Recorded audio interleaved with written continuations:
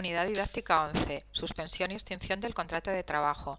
En esta unidad didáctica vamos a ver en qué consiste la suspensión del contrato de trabajo, así como los efectos de esta.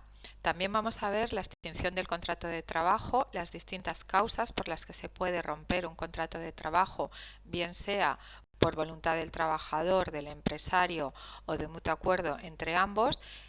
En caso de despido, los tipos de despido que hay, el procedimiento que tiene que seguir el empresario y los derechos que tiene el trabajador.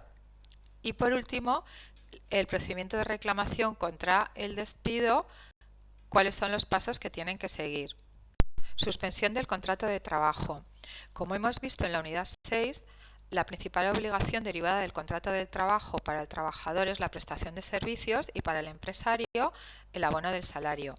En el supuesto de una suspensión del contrato, cesan las dos obligaciones, es decir, el trabajador deja de prestar sus servicios y el empresario no abona el salario. Pero no termina el contrato. Cuando cesa la causa de suspensión, el contrato vuelve a tener todos sus efectos. Las distintas causas de suspensión del contrato son mutuo acuerdo entre las partes, cuando empresario y trabajador acuerdan la suspensión; por causas consignadas en el contrato, cuando las partes han negociado ya en el contrato alguna causa de suspensión; por incapacidad temporal del trabajador, que es la situación en la que el trabajador no presta sus servicios por una enfermedad o un accidente de trabajo. Aquí vamos a incluir también la maternidad del trabajador, que es la situación de descanso de la madre después del parto; por privación de libertad del trabajador, cuando todavía no hay sentencia firme, queda en suspenso hasta que no haya una sentencia. En el momento que haya una sentencia, si hay una condena privativa de libertad, se extinguiría el contrato.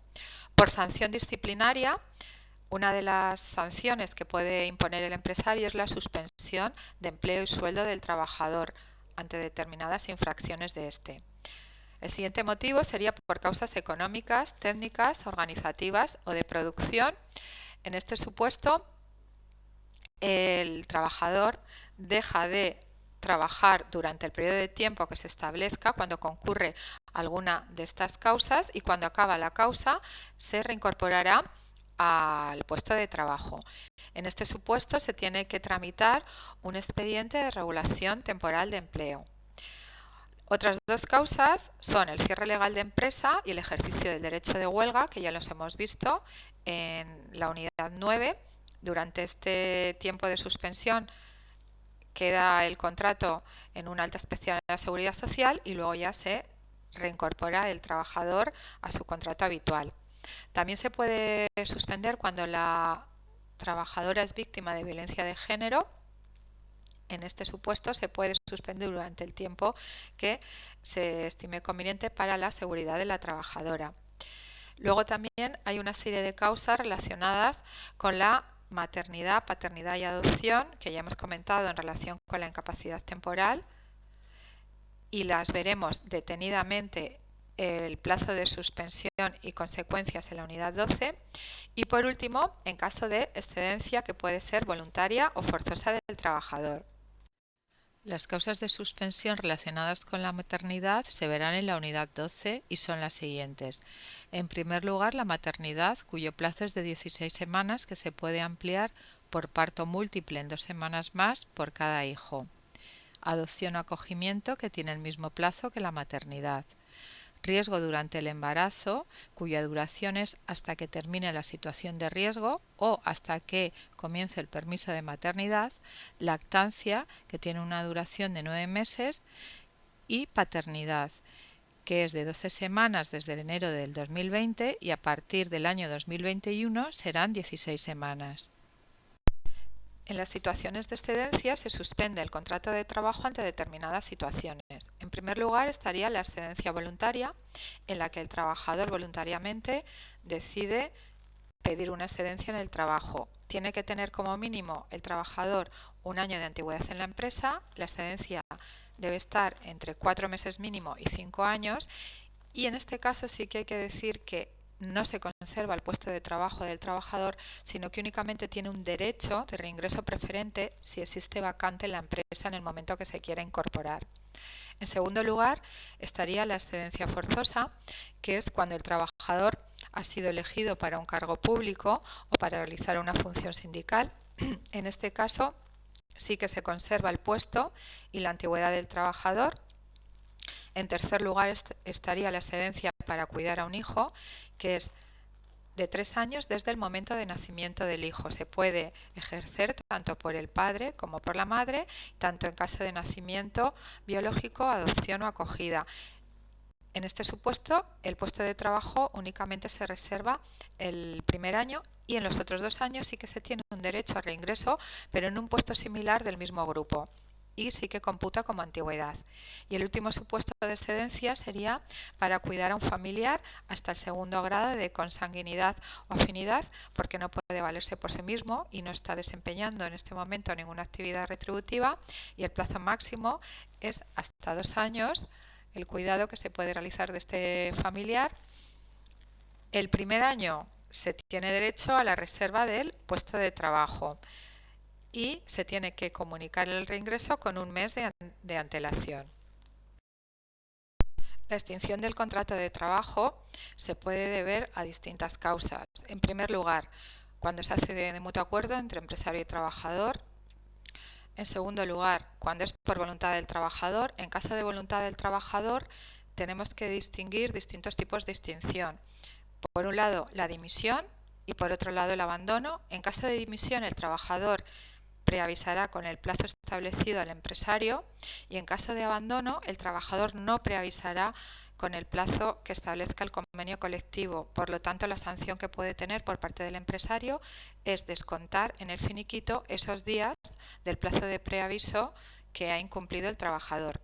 También por propia voluntad del trabajador lo puede extinguir cuando le han comunicado una movilidad geográfica o una modificación sustancial de sus condiciones laborales, como hemos visto en la unidad anterior, o cuando hay un incumplimiento grave por el empresario. El tercer tipo de extinción sería por voluntad del empresario, que serían los 3 tipos de despido que se pueden establecer, que vamos a desarrollar en los apartados siguientes, que son el despido disciplinario, el despido por causas objetivas y el despido colectivo y por fuerza mayor. Y por último, se puede realizar por otro tipo de causas, como por defunción, incapacidad o jubilación, bien sea del trabajador o del empresario. La extinción por incumplimiento grave del empresario por parte del trabajador se puede hacer en 3 supuestos distintos. En primer lugar, cuando por el empresario se realice una modificación sustancial de las condiciones del contrato de trabajo del trabajador que sean perjudiciales para su formación profesional o menoscaben su dignidad como trabajador. En segundo lugar, cuando por el empresario sea impagado o de manera reiterada se viene retrasando en el pago del abono del salario. Y en tercer lugar, por cualquier otro incumplimiento grave de las obligaciones del empresario. Aquí, por ejemplo, podríamos incluir el supuesto de mobbing ejercido por el empresario hacia el trabajador. En estos supuestos de extinción, el trabajador tendría que presentar una demanda judicial solicitando la extinción y seguir trabajando, porque si no perdería todos sus derechos. Porque en el caso de que se pruebe que este incumplimiento del empresario es grave, el juez extinguirá el contrato y el trabajador percibirá una indemnización como si estuviéramos en un despido improcedente, es decir, de 33 días por año trabajado con un máximo de 24 mensualidades. Las causas por las que se puede proceder por la empresa a realizar un despido objetivo son las siguientes. En primer lugar, por existencia de causas económicas, técnicas, organizativas o de producción. Se entiende que existen causas económicas cuando la empresa tiene una situación de pérdidas actuales o previstas, o cuando tiene una disminución persistente de sus ingresos o ventas. Se entiende que la disminución es persistente cuando durante 3 trimestres seguidos el nivel de ingresos o ventas de cada trimestre es inferior al del mismo trimestre del año anterior. Se entiende que concurren causas técnicas cuando se producen cambios, por ejemplo, en los medios o instrumentos de producción. Existirían causas organizativas cuando se producen cambios en el método sistema de trabajo o en la forma de organización. Y se entendería que existen causas productivas cuando se producen cambios en la demanda de los productos o servicios que está ofreciendo la empresa. En segundo lugar, la segunda causa sería por ineptitud en el trabajo, conocida o sobrevenida, muy importante, después de su colocación efectiva en la empresa. Es decir, si el empresario conoce la ineptitud del trabajador durante el periodo de prueba y no procede a la extinción del contrato, posteriormente no lo puede hacer. Por tanto, tiene que conocer la ineptitud posteriormente a haber cumplido y pasado el trabajador ese periodo de prueba. La tercera causa sería la falta de adaptación por el trabajador a las modificaciones técnicas siempre que éstas sean razonables en su puesto de trabajo cuando ha pasado 2 meses desde esta modificación o cuando ha pasado 2 meses desde el fin de la formación y el trabajador no se haya adaptado a estas modificaciones. En el 2020 se deroga la causa de despido objetiva que permitía al empresario despedir al trabajador por faltas de asistencias al trabajo justificadas e intermitentes. Por último, hay una última causa residual que sería la extinción de los contratos por las administraciones públicas o entidades sin ánimo de lucro cuando no se apruebe nuevo presupuesto. Los requisitos de tramitación del despido objetivo por parte del empresario son los siguientes. En primer lugar, tiene que emitir una carta de despido en la que tiene que constar claramente la causa del despido y la fecha en la que éste va a ser efectivo. Además, se tiene que preavisar al trabajador con 15 días de antelación. Y por último, tiene que poner a disposición del trabajador la indemnización correspondiente en este tipo de despidos, que es de 20 días de salario por año trabajado, prorrateándose por meses los periodos de tiempo inferiores al año, con un máximo de 12 mensualidades. Durante el periodo de preaviso, el trabajador tiene derecho a una licencia de 6 horas semanales para buscar un nuevo empleo sin pérdida de su retribución. Se entiende que existe un despido colectivo cuando se despide a la totalidad de los trabajadores de una empresa siempre que sea superior a 5, la plantilla, y por otro lado cuando se despida a un grupo de trabajadores en un periodo de 90 días con los límites de trabajadores que se establecen en la unidad. Las causas para proceder a este despido son las económicas, técnicas, organizativas y de producción, las cuales ya las hemos explicado cuando hemos hablado del despido por causas objetivas. La tramitación de un despido colectivo es la siguiente. En primer lugar, es obligatorio abrir un periodo de consultas entre la empresa y los representantes de los trabajadores. Además, se informará a la autoridad laboral de que se ha iniciado este procedimiento en la empresa. Esta autoridad laboral informará al Servicio de Empleo Público y recabará un informe de la Inspección de Trabajo. Cuando se llegue a un acuerdo o no con los representantes, la empresa le notificará a la autoridad laboral el resultado de este acuerdo y notificará el despido a los trabajadores y les pondrá a su disposición una indemnización de 20 días de salario por año trabajado con un máximo de 12 mensualidades. En el caso de que se despidan a más de 50 trabajadores, las empresas tienen que ofrecer un plan de recolocación para la plantilla. Las causas del despido disciplinario por el que el empresario puede despedir a un trabajador en caso de que éste realice un incumplimiento grave y culpable son las siguientes. En primer lugar, faltas de asistencia o puntualidad injustificadas. El número de faltas de asistencia o puntualidad se determinará por cada uno de los convenios colectivos, quien determinará cuántas son necesarias para que se pueda proceder al despido. En segundo lugar, la embriaguez o toxicomanía, siempre y cuando estos repercutan negativamente en el trabajo a desarrollar. En tercer lugar, cuando se produzcan ofensas verbales o físicas al trabajador, al empresario o familiares de estos. También es motivo de despido disciplinario la transgresión de la buena fe contractual y el abuso de confianza, que como vimos en el tema 6, podría ser un ejemplo que el trabajador revelara secretos de la empresa o se apropiara de dinero de esta. También sería otro motivo el acoso o mobbing hacia los compañeros o al empresario, la indisciplina o desobediencia del trabajador al empresario y, por último, la disminución voluntaria del rendimiento del trabajador en el trabajo. En este tipo de despido, el trabajador no tendría derecho a cobrar ninguna indemnización, pero sí tendría derecho a cobrar la prestación de desempleo, ya que el despido, la extinción, ha sido en contra de su voluntad.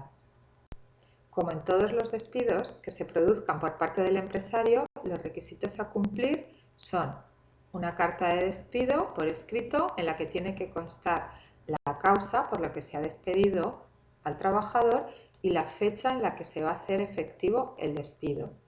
Estas dos circunstancias son obligatorias porque con el conocimiento de la causa el trabajador puede ir al juzgado y impugnar este despido, y el dato de la fecha es importante porque a partir de ese plazo empiezan a contar los 20 días hábiles que hay para reclamar contra el despido. Si se omite por el empresario alguno de estos requisitos, este puede realizar un nuevo despido con efectos desde la nueva fecha en el plazo de 20 días, y todos estos días que han transcurrido entre el primero y segundo despido, el trabajador estará dado de alta en la Seguridad Social y cobrará el salario. Una vez que se ha hecho efectivo el despido por parte del trabajador en la fecha en la que se ha determinado en la carta, a partir de ese día el trabajador tiene 20 días hábiles para reclamar al juzgado de lo social, pero previamente a presentar la demanda en el juzgado de lo social es un requisito imprescindible intentar una mediación en el Servicio de Mediación, Arbitraje y Conciliación, SMAC. Esta conciliación se celebra ante unos letrados conciliadores, quienes van a levantar acta de si las partes han llegado a un acuerdo previo al juicio.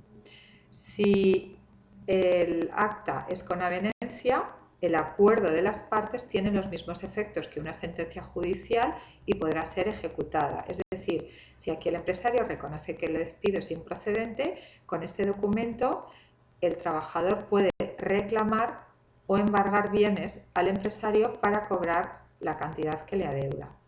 Y si el resultado de este acto de conciliación es sin avenencia, entonces se tiene que interponer la demanda ante el juzgado de lo social. Durante el plazo que dura la tramitación en el SMAC del acto de conciliación, se interrumpe el plazo de los 20 días hábiles, es decir, no cuentan para el efecto total del plazo para reclamar. Una vez interpuesta la demanda en el juzgado de lo social, se celebrará un juicio y el juzgado dictará una sentencia en la que declarará el despido procedente, improcedente o nulo. La calificación del despido puede ser procedente, improcedente o nula. Cuando un despido se declara procedente, significa que el empresario ha acreditado el incumplimiento por el trabajador y además ha cumplido con todos los requisitos formales, que son la carta de despido con fecha y causa. Los efectos, por tanto, de un despido procedente es que el trabajador queda despedido sin derecho a indemnización. Si nos encontráramos con un despido objetivo, el trabajador sí que percibiría la indemnización de 20 días de salario por año trabajado. El segundo tipo de resolución sería declarar el despido improcedente. Se declara improcedente cuando el empresario no ha podido acreditar los motivos del despido, ya que es el empresario el que tiene la carga de la prueba y tiene que probar las causas del despido, o también cuando no se han cumplido los requisitos formales de la carta de despido. Cuando hay esta declaración de improcedencia, el empresario tiene la opción de readmitir al trabajador con abono de los salarios de tramitación o extinguir el contrato abonándole una indemnización de 33 días de salario por año de servicio con un máximo de 24 mensualidades. Si el trabajador tiene una antigüedad superior al 12 de febrero del 2012, hasta esa fecha, desde el momento en que empezó el trabajador su relación laboral hasta el 11 de febrero del 2012, el abono serían de 45 días por año trabajado con un máximo de 42 meses, ya que el 12 de febrero del 2012 se hizo una reforma laboral en la que se bajaron de 45 a 33 días los días de indemnización por este tipo de despido. En el caso de que el despido sea por causas objetivas, pues el empresario abonará la diferencia entre los 20 días que ya le había abonado y los 33 o 45. La decisión, en este caso, la tiene el empresario, excepto si el trabajador es representante de los trabajadores, que será quien elija entre la readmisión o la extinción del contrato.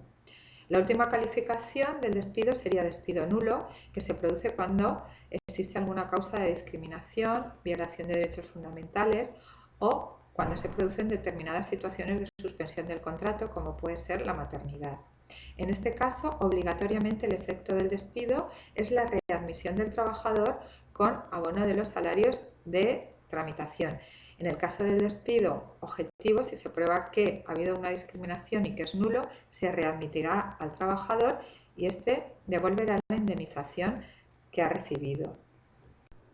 Como he comentado en la diapositiva anterior, el 12 de febrero del 2012 se produjo una modificación en relación con el despido improcedente, en el sentido de que a partir de esa fecha las resoluciones por despido improcedente iban a cobrar una indemnización de 33 días por año trabajado con un máximo de 24 mensualidades. Por tanto, aquellos contratos que se extingan con una antigüedad superior al 12 de febrero del 2012, al calcular la indemnización se tiene que calcular en dos tramos.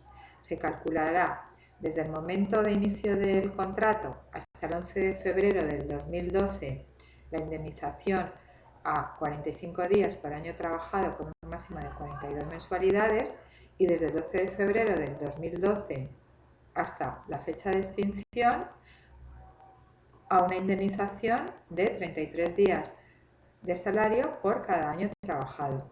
Y tampoco se cobrarán salarios de tramitación cuando se cobre esta indemnización. Únicamente se abonan en caso de que se readmita al trabajador, no cuando se le indemnice.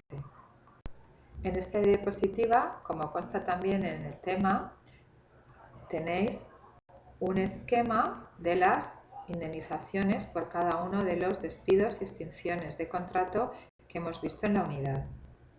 El finiquito es el documento que se entregará al trabajador cuando termine su relación laboral por cualquiera de las formas de extinción que hemos visto en la unidad, y el contenido del finiquito comprenderá, en primer lugar, los salarios de los últimos días o del último mes trabajado. En segundo lugar, la parte proporcional de las pagas extras devengadas.